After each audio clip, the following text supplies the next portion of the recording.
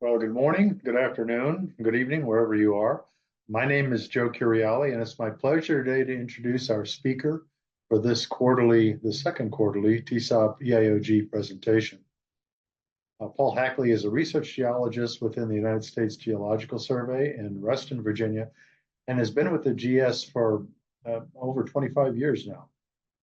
His primary role is in energy resource assessment, and he uses a wide range of tools to examine chemistry and the physics and sometimes the biology of sedimentary organic matter. Paul's research is at the cutting edge of organic petrography, and more importantly for this presentation series, at the cutting edge of how organic petrography and organic geochemistry interact and how they fit together to give us a deeper understanding of organic matter. Paul's title today is Organic Petrology at the USGS in the 21st Century. If you'd like, please send your questions to the chat function, and we'll review them at the end of the presentation. Paul, it's all yours. So the TSOP defines organic petrology as the branch of earth science dealing with origin, occurrence, structure, and history of sedimentary organic matter.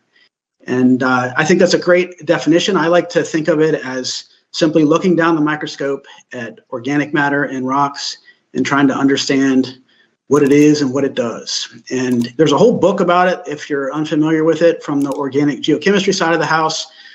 You can read about organic petrology until your eyes fall out there, the Taylor et al. Textbook from 1998.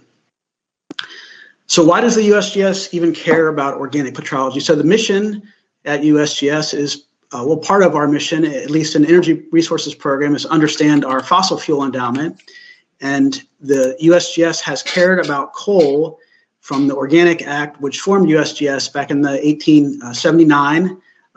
We have been caring about coal, and you can, of course, use organic petrology to understand coal resources. So here is a series of photographs of vitrinite, all taken with the same camera exposure and showing you an increase in reflectance from about 0.7 to 1.8%. That's the bituminous rank range of coals, and of course, dependent on the rank of coal, you're going to have differences in its behavior when you're using it in a metallurgical application or a steam coal application. So we care about organic petrology from the get-go to try to understand coal resources and how those resources can be utilized. Moving forward up into the mid 19th century or 20th century, we had the petroleum shocks, the gas shortages and lines to buy gasoline, and the USGS poured a lot of money into the branch of petroleum geology to try to understand our fossil fuel endowment, our petroleum prospectivity in the United States and in the world. And here's another way to look at vitrinite reflectance in terms of its relationship to the petroleum windows for oil, wet gas, and dry gas. And of course, we've been looking at petroleum prospectivity with organic petrology ever since. We have been, as part of that, doing basin modeling and using vitrinite reflectance measurements to understand and calibrate our basin models. And then up in the 1980s and thereabouts, we, at least at the USGS in Reston, we were working pretty hard at trying to understand coal and peat forming environments using organic petrology. And then since I've been at USGS, beginning in 1997, we've done quite a few studies looking at anthropogenic contaminants using our organic petrology toolkit. And here are some images of anthropogenic contaminants in harbor sediments by one of the great minds in organic petrology today, Brett Valentine, and we'll come back to Brett and his contributions. This is looking down the microscope using the same tool to try to understand what we're doing to the environment by resource utilization. And beginning around 2009, I think, we started a big project at USGS to understand carbon capture and storage. And this really, millions of dollars used at USGS for this project. And we have not had a big organic petrology component as part of that, but that's something that under the current Biden administration in the US, we're aiming at changing, and I'll come back to that at the end of the talk. Okay, a little bit of backstory about me and coming to USGS and learning organic petrology. So fortunately for me, the qualifications for organic petrography are pretty low bar to clear. And actually, when I started on the Energy Resources program as a technician, I did not know, in fact, what vitrinite was. I was asked this question, we were talking about vitrinite, and I had no idea what the folks were talking about. So fortunately for me, it's pretty easy to learn organic petrology. And I did, and in case there's anybody who's watching and doesn't know, vitrinite is the remains of woody material. So that's fortunate that I can figure that out. And the next thing is, can you actually measure it? And so there was this old microscope in the lab, and I had some microscopy background. My training was in hard rock petrology, but I used that training to get this microscope working, and used my microscope skills to be able to measure vitrinite reflections. That made folks happy, and my career as an organic petrographer at USGS took off. Another qualification is being able to do more with less. As an anonymous government hack, I need to be able to scrounge to find resources and keep the lab running. And fortunately, I have a lot of good people I work with that take care of me and shower me with gifts when necessary. And another qualification is trying to stay relevant. And we have changing administrations in the United States that cause priorities to change. And I'm going to come back to this at the end of my talk and talk about trying to stay relevant as an organic petrographer. And I think this is important to all of us in organic petrology, is what does the future hold, and how do we use our toolkit to stay relevant? So there's an image of biochar from Agnieszka Drobniak, and we'll talk a little bit about looking at biochar as a carbon sequestration agent at the very end of the talk here. Okay, so organic petrology at USGS in the past. Reinhard Thiessen was a young fella, came to the USGS in 1907, fresh out of his PhD. And this fella was apparently really good at making thin sections of coal. And he made about 19,000 or so over the course of his career. And he was really instrumental in the study of organic petrology through the use of thin sections. He started out his career in DC at the coal testing plant. I believe this is from Washington, DC. And then he moved up to the Bureau of Mines when the Bureau of Mines was formed in Pittsburgh around 1910, and spent his career there. But he looked at coal in thin section, and there you see an image of vitrinite bands in a thin section. And this is how it was done in the United States in the early 20th century. And fortunately, for folks who aren't really crazy about making thin sections, Stock in Europe was able to let us all know that it's a lot easier to do it, and you get a lot more information if you can look at it in incident light. And here is a diagram from the Kentucky Geological Survey folks showing Cortland Ebel looking down his lights microscope at a coal pellet. And there you see the textures and reflectance that allow you to sort out the individual mass rolls and do it a lot easier than you can in thin section. Of course, thin sections are still important and very good for looking at pollen and palynology. But as far as doing coal petrography, it's easiest and best done in incident light and with oil immersion. And Thiessen was apparently aware of this, but like me, he was doing more with less, and he wasn't able to fully pursue this for want of equipment. So just like me, an anonymous government hack trying to get by, doing more with less. Nonetheless, this fella is recognized by the highest award offered from ICCP, the sister organization to TSOP. And this is what we aspire to in our careers, is to basically get the Career Achievement Award for our contributions in organic petrology. Moving forward, up into the mid-20th century, we had Neely Bostick working in our Denver office, working on things, as I said earlier, that related to petroleum resources and trying to understand our nation's endowment of petroleum resources. And Neely's looking at things like the gradients of vitrinite reflectance. He studied phytoclast for his PhD and brought that measurement of vitrinite reflectance, phytoclast reflectance, to his work at the USGS. And you can see the type of work he was doing here based on the title, looking at petroleum resources in the California basins. In our Reston office, we had Ed Chow working on veterinary reflectants. And here you see an image from Ed's lab, some really old school equipment here, and nice analog stuff to do application of automated image analysis to coal petrography back in the day.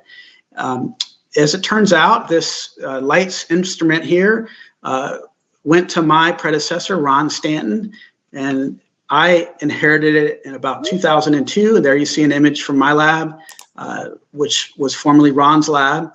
And I used this microscope for maybe a year or two until the electronics started smoking, and I unplugged it and convinced the managers that we needed to upgrade. And that brings us up to today. And here you see some images from our laboratories today. This is from our HP lab. We have reactors here made from Swagelok components. We'll cook rocks, stick them in the ovens, do a cook and look, take the residues over to the sample preparation area, and make these nice polished 1-inch pellets to do petrography in incident light with oil immersion. And there you see the Hilgers microscope that hopefully most of us in the TSOP group have nowadays. This is probably the best way, the best innovations to be able to do organic petrology. Here you see an image showing you an oil immersion objective on a coal pellet, and this is the difference you get with the oil immersion in terms of improving your contrast by increasing your numerical aperture with the oil. And also at USGS, we have a couple other tools in our toolbox. We like to use the FTIR microscope, the fluorescence microscope to do spectroscopy, to measure fluorescence colors, Raman spectroscopy, and electron microscopy and spectroscopy. So this is where we are today at USGS in terms of our toolbox. And I'm going to switch gears and talk about innovation in organic petrology and talk about the last couple years and things we've been doing and trying to move from our toolbox to tools that we don't have, or new applications of old tools, or finding the newest tools that we can use in organic petrology. And this is a series of talks that I gave from like 2017 to 2020, and that was synthesized in this paper in 2021. And then we had this diagram in there where we imagined this schematic of the level of chemical information provided versus the limit of practical spatial resolution. And here you see the different types of tools: optical microscopy, scanning electron microscopy, transmission electron microscopy, and AFM, getting all the way down to the atomic scale here, angstrom scale, looking at individual atoms in an organic molecule. So this has given you some sense of the types of resolutions you can get and the types of tools you can use to get those resolutions. You could imagine a third axis on this diagram, which could be cost or accessibility, or what type of information do you need from your study to answer the question you're working on. But we've put all the acronyms for the different tools that are applied in organic petrology. And I've put in the zone of the state-of-the-art tools a couple of tools which I'm going to talk about in the next slides. And although you could move almost any one of these up into this zone of the state-of-the-art, I just selected these because these are ones that I happen to know a little bit about and work with. So I want to start, though, with sample preparation, and I want to throw out this this statement to maybe create a little controversy. Organic porosity is a hoax. And this is not to knock Bob Lauck's work at all. This is a fantastically influential paper in petroleum geology. I think we all aspire to be able to produce work that is cited 3,400 times. And I think this is a great study. This is looking at organic matter in the Barnett Shale with broad ion beam milling preparation, or actually I think they used a focused ion beam in this study. But the point is that you need, for sample preparation, you need an ion milling process to get a sample surface that you can use to image organic porosity. And as I said, I work with this great mind at USGS, Brett Valentine, who is one of the leaders in organic petrology. And Brett noticed that, hey, some funny things are happening when we ion mill our samples. And here's Brett with his trusty dusty broad ion beam mill, and you can very clearly see an increase in reflectance when you ion mill the sample. And this is a surface of bitumenite, we call it, in the Kimmeridge clay, and there it is after ion milling, very clearly a reflectance increase. And Brett's been doing quite a bit of work trying to understand this reflectance increase and what it means and what it does to the sample. And Brett, being a really smart guy, figured out, well, if we change the angle of the surface slope from 0 to 2.5, 3, up to 5%, if we change the angle of the slope of the surface, we're effectively changing the angle of incidence of the ion gun, and we're giving the sample ions that hit the sample surface more kinetic energy. And what is that doing? Well, you can see at 0% angle, or 0% slope rather, you got essentially no porosity artifacts, but as you change the angle of ion incidence, you're getting bigger porosity artifacts. This is all in, this is not in rock, this is in the PMMA, the polymethyl methacrylate medium that we use to mount our samples. So basically plastic, an organic material. So very clearly, we can produce artifact porosity, and the suspicion that Brett and I have is that some of this organic porosity could indeed be artifact porosity. And again, it's not to knock the work of Bob Laux and others who are visualizing organic porosity, but simply to put the question out there, hey, what are we doing to the sample surface when we broad ion beam mill it? Now, we've tried to measure the effect of broad ion beam milling through atomic force microscopy. And here you see that same Kimmeridge clay I showed you in the last slide. This is an AFM, atomic force microscope measurement of its topography. And here's our colleague Javan Hatchirian having fun with the joystick, measuring the atomic force microscope topology parameters. And then we ion mill that sample, and what happens? Well, it turns out that the pyrites that are right under the sample surface in the mechanically polished material are exposed by the broad ion beam milling, which removes the softer material. And when we look down amongst those pyrites, just at the bitumenite, the organic matter, we did find an increase in flatness related to the ion beam milling, and we interpret that as what's causing the reflectance increase. And there's other data that I'm not showing here from spectroscopies that prove that there is no change in thermal maturation by the ion milling. But the bottom line is that we just don't know exactly what we're doing to our sample surface. And for that reason, we have kept ion milling out of the standardized preparations and reflectance measurement test methods, like from ASTM and ISO, because we still need to do more work to really understand what's happening. I'm going to leave you with this image from Brett's work showing solid bitumen in a foram. This is the foram in 3 dimensions from atomic force microscopy, and here it is after ion milling, and it's brighter, and it's also smoother and flatter. So that's what's happening, but what else is happening, we're not quite sure. And is organic porosity or artifact organic porosity being created by ion milling? Well, that's a work in progress. Okay, so moving to a different innovation technique. This is atomic force microscopy combined with infrared spectroscopy. There's the instrument that we use, AFM-IR, and this is our group of colleagues at the University of Delaware. And this study we did was on a Cooker site from North Dakota.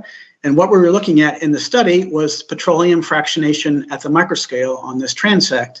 And you can see here, this is the image in incident white light and the same image in fluorescence. This is the Cooker site bed, the source bed.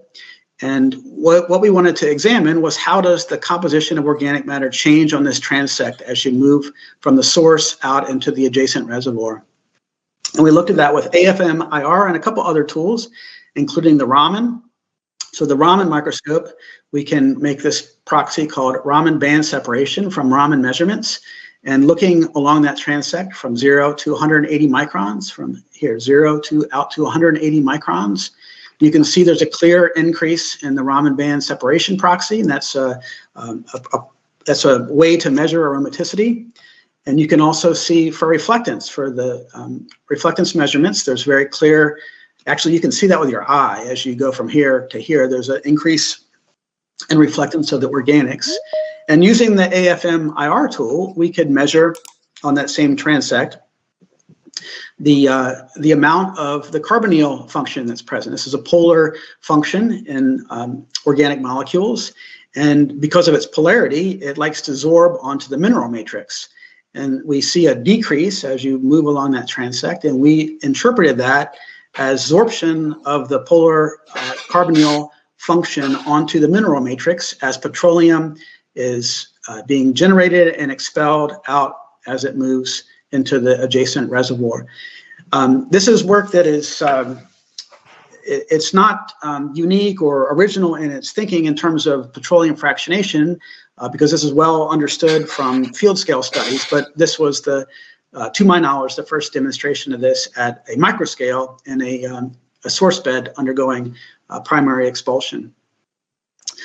Another AFM-IR study that we're currently doing, this is preliminary, is trying to look at the micronite mass roll, and that's the little white granular micronite that you see there, and white light, and also the dark in fluorescence. And micronite is kind of a problem child in organic petrology. It's probably one of the least understood mass rolls.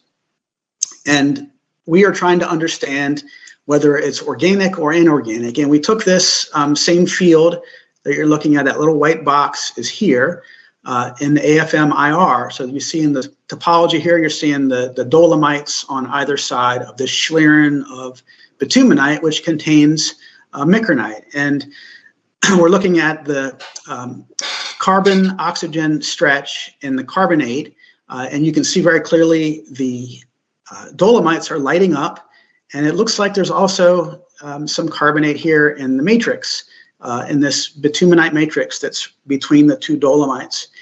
And we thought that was great. Okay, so maybe it's inorganic and maybe it's dolomite, but then we took it to the SEM, and there you see the same dolomites. Here you see the dark schlieren of bitumenite, very clearly carbon and sulfur rich. But as it turns out, what we thought was carbonate in the schlieren is in fact clays, and you can see that in the SEM EDS data, and there's silica and aluminum. So what we think we're seeing here is just kind of, well, it's a mistake, basically. We are seeing a pretty broad carbon-oxygen stretch in the IR, and probably it's obscuring what we would see, if we were able to see these vibrations.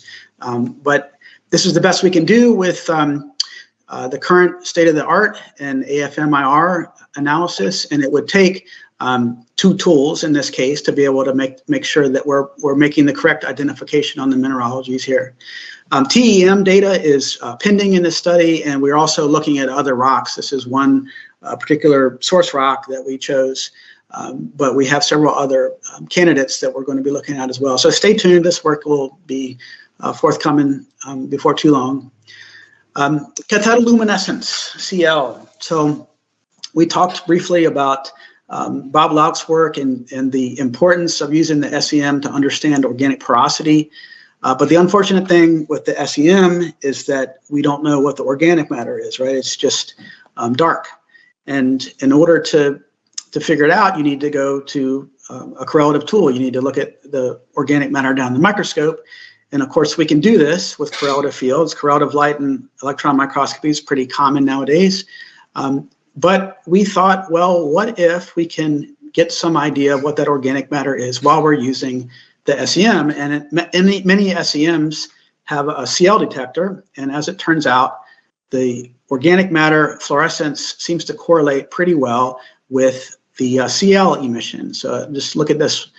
Keep your eyes here on the tellurogenites labeled there, and you can see that they have a pretty good CL response. So we've quantified this, and we are looking here at CL intensity and fluorescence intensity, and there's pretty good one-to-one correlation between in these 5 masterals that were present in this field we just saw, and that was in the Sunnyland limestone, lower Cretaceous from Florida.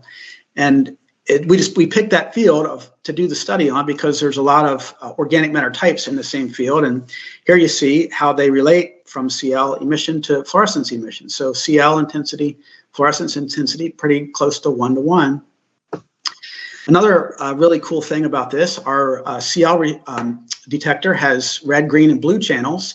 And here you see the total CL emission in black, and then what the light recorded on the red, green, and blue detectors. And you can see there's a very clear red shift in the sequence of masterals going from hydrogen-rich to carbon-rich. And this red shift is really well known in fluorescence spectroscopy as your organic matter increases in carbon, decreases in hydrogen with maturation. There's a red shift. But here we picked it up in the CL response as well, so pretty confident that it's the same types of fluorophores in fluorescence spectroscopy that are causing the CL emission in the CL spectroscopy. We also matched the CL intensity to reflectance, and here you see the same field from the Hilger's microscope with reflectance measurements.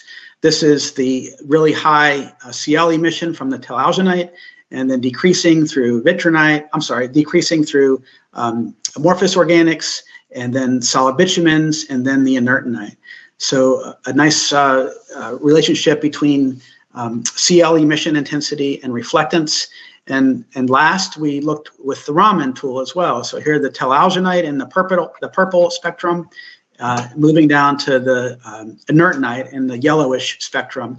And we didn't fit these because they're pretty messy, high fluorescence background, but very clearly there is an increase in Raman band separation that you can measure as you increase in thermal maturity, as you decrease in CL emission in this sequence of masterals across the Sunnyland limestone field that we investigated. So that's a lot of details, but what's important to remember is that there's a really good reason to do this, and that's because you want to be able to identify your organic matter during your SEM visualization. And why is you want to know where your organic porosity is forming, and hopefully you're able to figure out the precise masteral and thermal regime where that organic porosity is being developed. One last innovation tool I want to talk about. So this is the same field we were just considering in the CL study. This is optical photothermal infrared.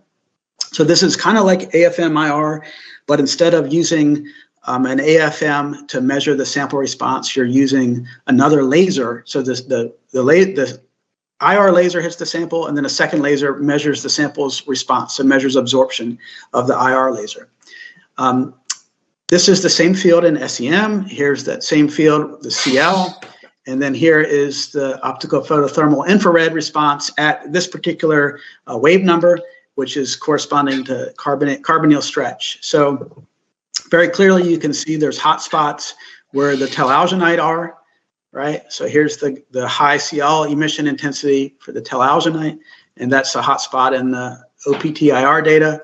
And likewise, there are responses you can connect to the other masterals. And that's an ongoing work.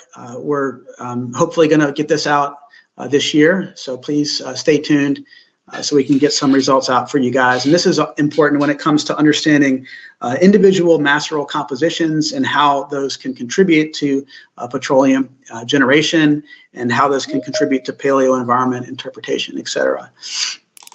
Okay, so transitioning again here, I want to talk about the future for me and for a lot of us in organic petrology.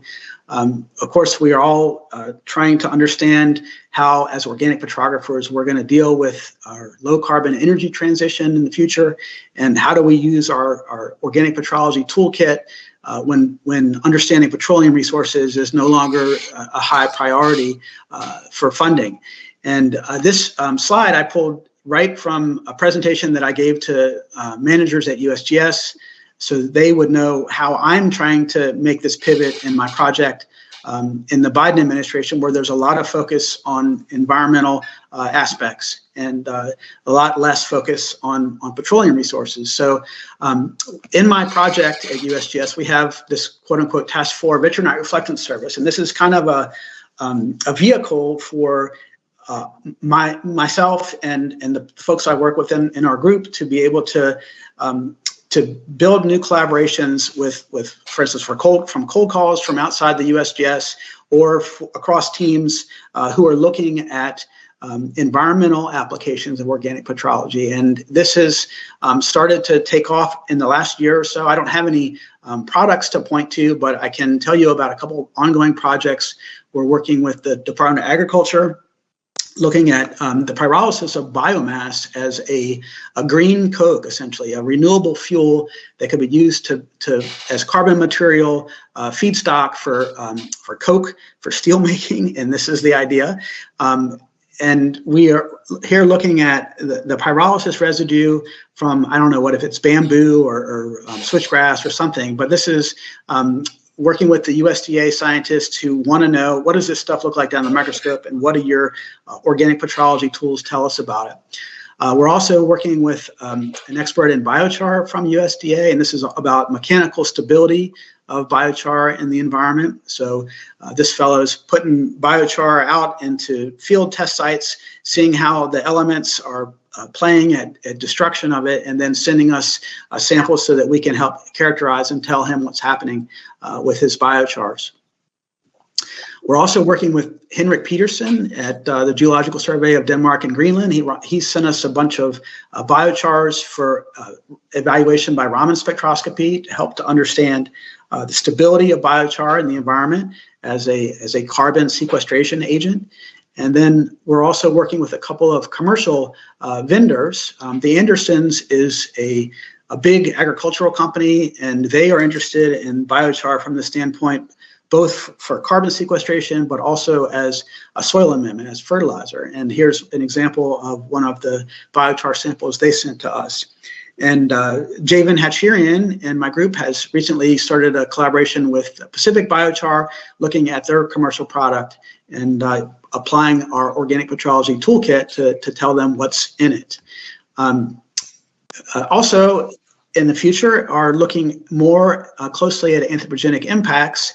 And for instance, we just began looking at some mountaintop removal mining sediments from West Virginia, and this is trying to understand the anthropogenic impacts to the stream valleys where this mountaintop removal fill is dumped. And we just started doing this project last September, and then also working with another group at USGS looking at European colonization anthropogenic impacts in the Potomac River Basin. So looking at how the colonists' new agriculture changed the signatures based on what was previously present from Native American agriculture, and also looking at how coal mining and the train transport of coal out of the Appalachian Basin has impacted Potomac River sediments. So both of these anthropogenic impact studies are looking at sediments, modern sediments, which of course are filled with swelling clays. So this is not something we've done in my lab in the past, and we've had to implement acid digestion and heavy liquid separations recently. So this is something that we're working on currently, trying to establish this process so that we can migrate into doing more of these anthropogenic impact studies on modern sediments.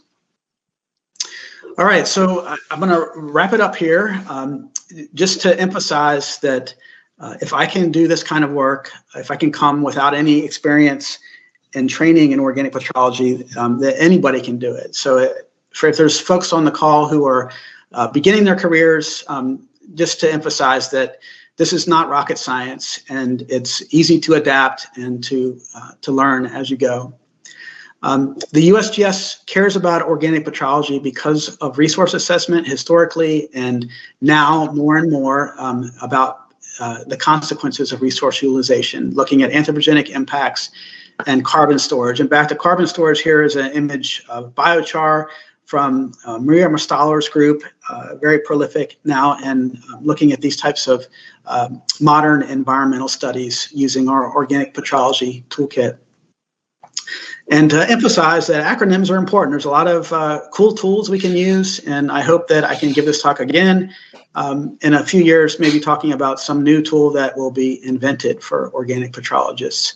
I want to close out here with a couple acknowledgments to Peter, Mark, and Jingle at USGS, who helped me to put together some of the past USGS work in organic petrology. Also to Harvey Belkin, a great mentor at USGS, always willing to lend a hand. And I'd like to thank also Joe and Lay and TSOP and the EAOG for inviting me to give this talk. And that's all. Hopefully, I haven't put anyone to sleep and there's time for discussion. Thank you. That's excellent. Thank you, Paul. Very good presentation. I want to encourage people to put questions in the chat box. And I'm going to, as the moderator, I guess, I'm going to take the chair's privilege in asking the first question, if that's okay. You know, your comments, Paul, on broad-based ion milling, it sort of left me a bit depressed, of course, because you know, so much of the exploration side of the unconventional world is based on this concept of putting methane and ethane inside these pores of organic space. And my question for you is that, I mean, the problem originally arose because you had to make the organic matter into a completely flat surface, so you can do electron microscopy on it. So my question for you is there a way to get beyond that and to examine the porosity at that scale inside organic matter by doing something like focused beam examination, where you can use multiple beams and examine as you go down into the organic matter pores at that scale without having to worry about making a surface flat and doing SEM on it? Well, yeah, you're aware of using focused ion beams to make a three-dimensional rock volume, so digital rock physics. And again, though, the question is, does the ion milling actually create some of the porosity that you are documenting? And that's really where Brett's work has been focused, trying to understand how much of what we're seeing is an artifact and how much is really there. And there's a lot of arguments that support the idea that some of that is real and not created through artifact. But you can come at this from a couple of different ways. You can come at it from the gas absorption standpoint, or you can see an increase in organic porosity with increasing thermal maturity. So those things are suggesting, yeah, it's not an artifact. But nonetheless, we're keeping the ion milling business out of standardized test prep for vitrinite reflectance because we simply don't know exactly what all is happening. And there are certainly a number of artifacts that are developed with the ion milling, and that's well known from material science. Okay, great, thanks. We can, any calls, any questions that are in chat we can handle, or if you'd like, go ahead and unmute yourself and actually ask a live question. Anyone?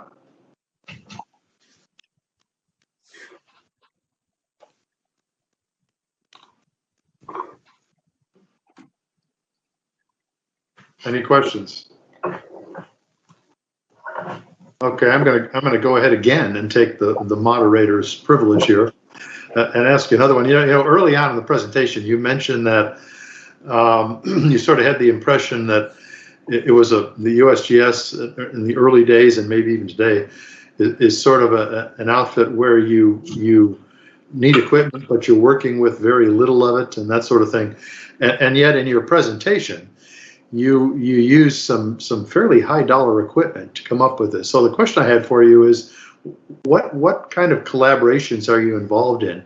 You mentioned Copenhagen and a couple of other places, but the instrumentation that you use to generate your data, is all of that in your lab, or are you working with outside forces there? No, we have a lot of collaborative activities with different folks, and also with for instance, the AFM-IR and optical photothermal infrared, those tools are at the University of Delaware, which is close enough that we can drive there. and it's in a core facility at the university, so we pay for time on the instrument. We've done similar things over at the University of Maryland, at VCU down in Richmond, and right now we're paying for time for nanosims analysis, those kinds of things. So it's a kind of a mix and match of different approaches to it. We don't have those tools in-house. We're going outside, but it's a matter of finding the instrument scientist who's willing to collaborate and who will really put in the detailed work for you, or going to the instrument yourself and making sure to optimize how your time on the instrument is spent, because no one knows what problem you're working on better than you do, right? So being there yourself is there's no substitute for that. Mm-hmm. Great. Thanks, Paul. Okay, let's see if we have questions on the chat. A question. Hi, Paul. Great talk. Quick question. Why do we use pellets over thin sections for point counting? You can use a hunk of rock. You could use it in a pellet, but then you have the problem that you have the variability in a stratigraphic package. So that's why we homogenize things and put them into a particulate pellet for a representative point count. But you can do a point count on a thin section, or you could do a point count on a hunk of rock that's mounted in a pellet.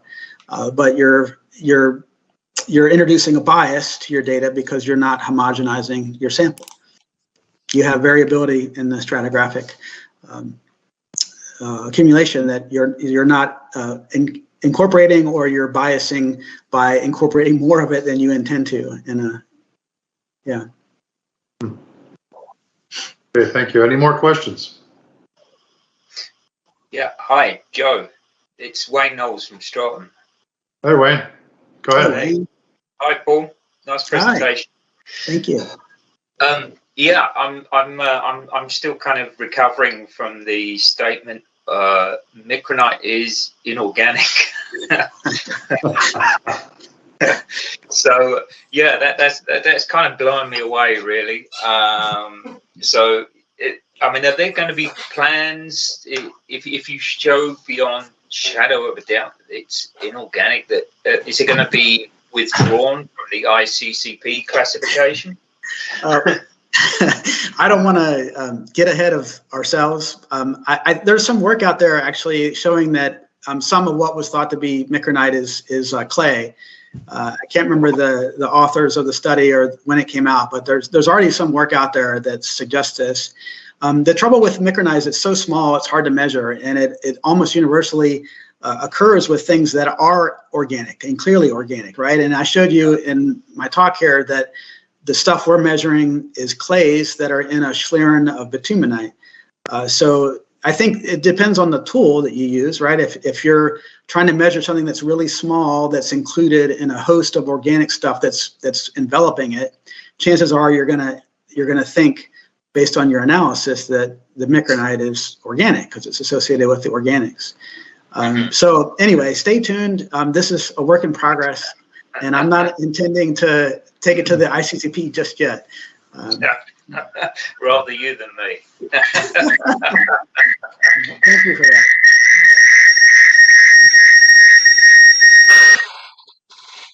Well, I just want to ask everybody to mute themselves if you're not asking a question. We're getting some feedback. Let's see, that we had a hand up. I forget who it was, but if you had your hand up, go ahead and ask. Hi, Paul. It sounds like Tushar is. We know where the feedback's coming from. Hi, Tushar. Hey, sorry about that. Am I audible? Yeah, Yes, you're good. Go ahead. Mm-hmm. Hi, Paul. Actually, great talk. You introduced a lot of new tools of spectroscopy and IR. I just wanted to ask, what about in near future, what about using artificial intelligence in master analysis or point counting, or in broad term organic petrography?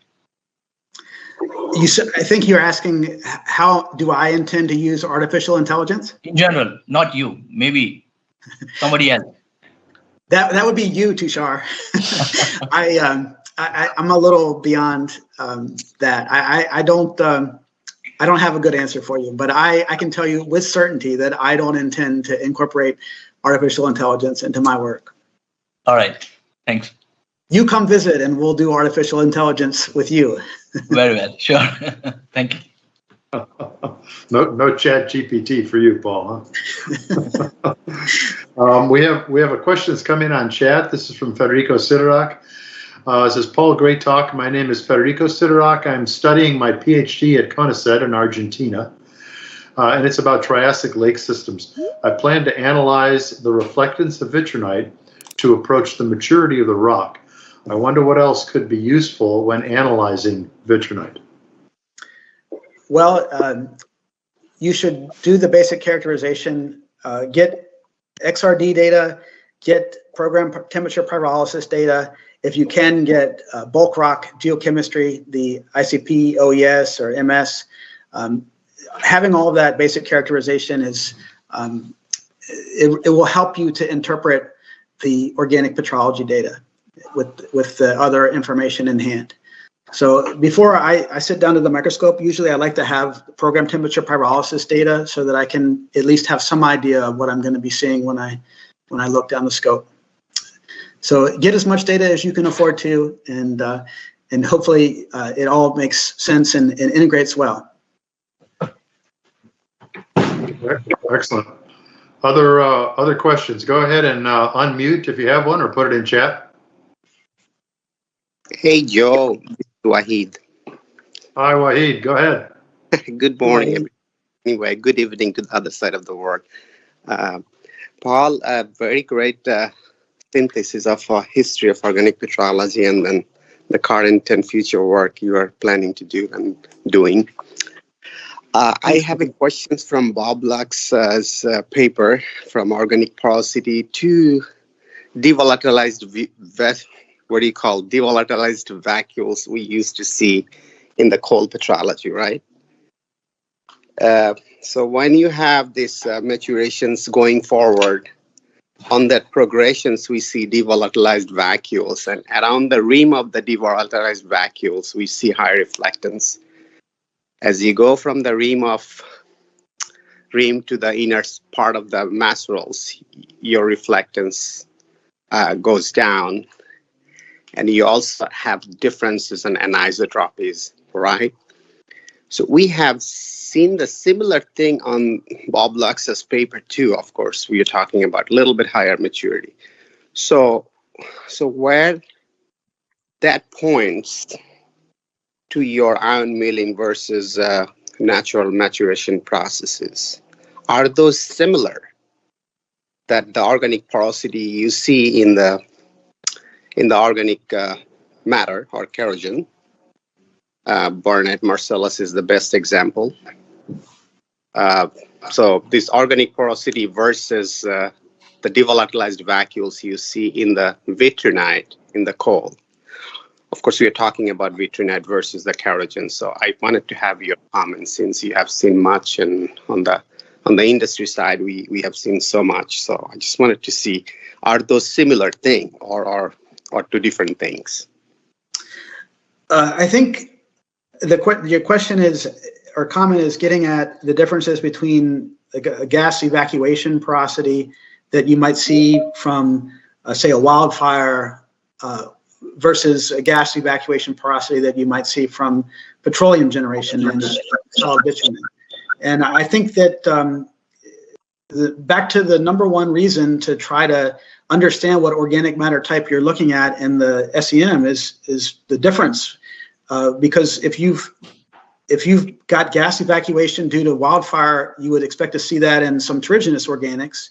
Whereas if you've got gas evacuation due to petroleum generation, you would expect to see that in your solid petroleum in the reservoir. So I think this gets back to the point of trying to do that CL study is understanding what is the organic matter type in which you're seeing the organic porosity. And being able to do that simultaneously with SEM visualization is, that's sort of the goal. And then once you guys in industry figure out how to get a pressure core and then do the SEM work on it at reservoir temperature and pressure, then we'll really know if that porosity is there in the subsurface or not. Paul, just to do a little bit of debate here, I'm not talking about the forest fire residual product. We have seen these things in a typical the vitrinite progressions, thermal maturation progressions. I'm pretty sure Suri, Maria Maslers, they can comment more if they're in here. We have seen this regardless of forest fire or normal maturation, boreal metamorphism. We have seen that devolatilized vacuoles grow in vitrinite. And I thought it's a similar process. It could be my ignorance. It's a similar process in organic matters too, like as you normal boreal metamorphism process or diagenesis to catagenesis to metagenesis, you see these, the hydrocarbon gets produced, leaves the systems. Of course, the structure of organic matter is not going to be similar all over, the chemistry-wise. Point A to point B is going to be different. So as hydrocarbon produce, it leaves, and then it creates the organic porosity. And that's what I was trying to relate to, the devolatilized vacuoles you see in the vitrinite especially. Are these pretty much similar processes or different? Of course, I don't know. That's I see them as very different processes, and I think the pore sizes too are also very different. So, but I mean, this is a discussion we should continue it offline. I think I don't think either one of us has the answer, and I don't want to speculate wildly in an area that's not really my expertise either. Thank you, sir. That sounds good. There is a hand raised, and I can't really tell who it is. So if you'll go ahead and unmute yourself and go ahead and ask the question.